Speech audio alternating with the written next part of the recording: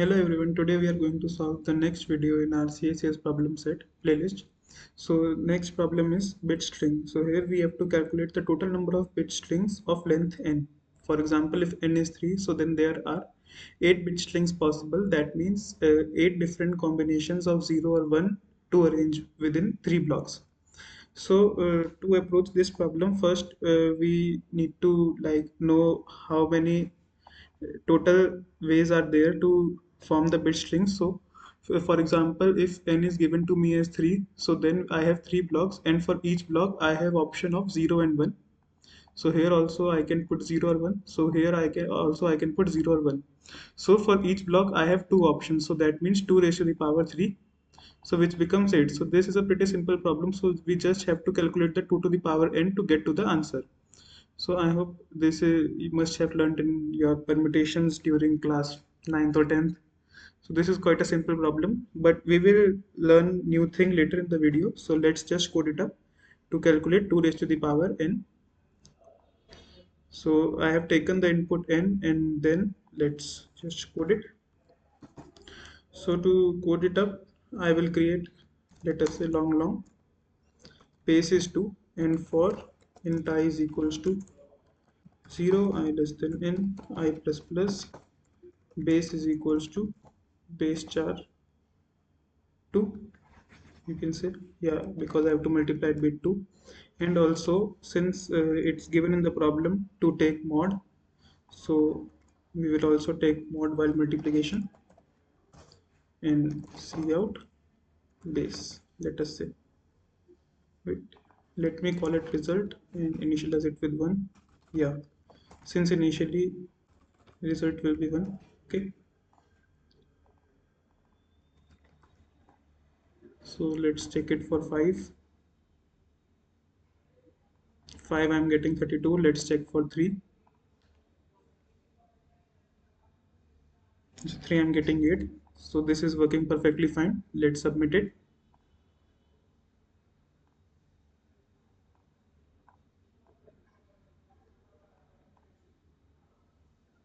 Yes, so as you can see, it got accepted.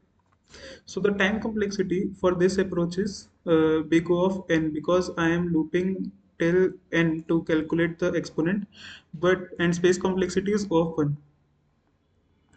But there is also one alternate way to solve this, so that's called binary exponentiation method. So that's quite a fast method of calculating the powers, which has the time complexity of O of log n. So let me tell you how it works. So let's take the case of if I n is equals to 5. Okay. So I have to calculate 2 raised to the power 5. So what we do here is we know that since 5 is odd, so I can write it as 2 into 2 raised to the power 4. Okay. And now this 2 raised to the power 4, this can be further simplified as 2 into 4 to the power 2. Okay, that means what I did is I wrote this 4 as 2 into 2, and then took this 2 inside. Then this becomes 2 to the power 2, and this becomes 4. So I am only left with power 2. So you can see like how directly power reduced from 4 to 2.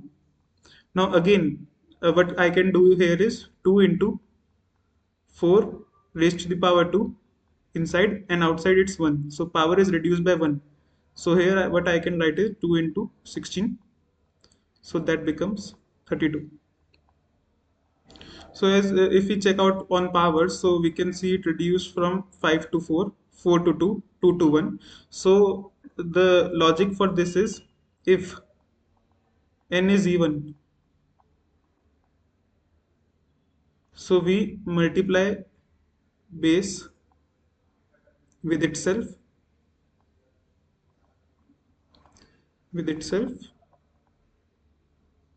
and power is reduced by 2, divided by 2. Power becomes n by 2. And if it is even, and if n is odd, so for odd numbers, what we are doing is we are separating uh, one power, and then we will be left with even power. So then we can perform the same even case. So if we have n power, so what we are doing is we are multiplying base star base square to the power n by 2. Since we have taken out one base, so the power has become one base out, so the power has become even. So then we can apply the even thing. So this is how it works, and it's one of the fastest way to calculate the power, and its name is binary exponentiation. So let's code this up, and it works for the constraints. Like here, the constraints are not pretty tight. So constraint is n is going to 10 raised to the power 6, but what is if n is going to 10 raised to the power 8? So our O of n solution won't be accepted, and we will be needing something like binary exponentiation. So let's code it. So here result is 1, and while n is greater than 0, so if n is odd, so if n is odd, I will multiply my base in result. Sorry, so our base here is by default 2. So I multiply 2 in result.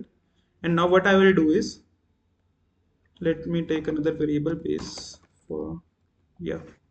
So I'll multiply here base. And what we did was base is equals to base char 2. And now n will be divided by 2. So if I do see out result, I hope it should give me correct answer as well. No, wait. Sorry, base is multiplied, base square, it's not 2. My bad. Yeah, it's base square. So I'm getting correct answer. So let me take this code and try run it for one of the examples. Yeah, so this is the code right here. So let's do it for n is equals to, let us say 4. Okay. So what if we are calculating 2 raised to the power 4? Since currently our n is not odd, so base will be multiplied with itself.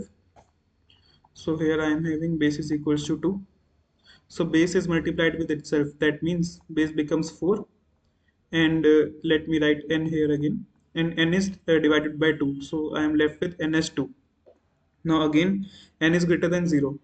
So we will execute this. So base will again be multiplied with itself. That means 4 star 4 is 16. And n is reduced by half. That means it becomes 1. Now, since we know n is odd, so I have also a variable result which has value 1. So result is multiplied with base. That means 1 star 16, which is 16. And base is multiplied with itself. So 16 into 16. But that makes no sense now because we have already reached the answer. And in last step, n is divided by 2. So n becomes 0, and now this while loop stops. So what we are left is in the result is 16. So I hope it's clear. Like whenever we have odd power, so we just multiply one time base in the result, and then now the power has become even, so we can multiply base with itself and divide it by 2. If n is not odd, that means n is even, so this line won't be executed, and directly we are multiplying base with itself, and n and dividing n by half.